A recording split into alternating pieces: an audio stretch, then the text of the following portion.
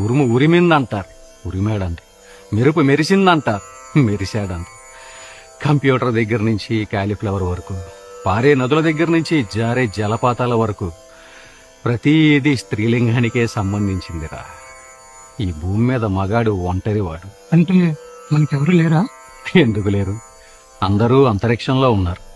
సూర్యుడు, చంద్రుడు, బుధుడు, గురుడు, శుక్రుడు, అంగారకుడు.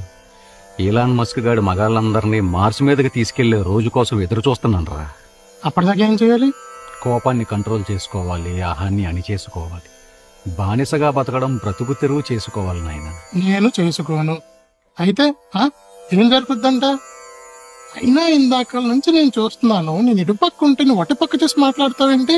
నేను కూడా నీలాగే కోపాన్ని కంట్రోల్ చేసుకోను అని ఎగిరెగిరి పడ్డాను రా. ఏం జరిగింది? ఎగిరి మెల్ల మీద తన్నిద్ది, మెడ అటు ఇటు తిరగట్లేదు.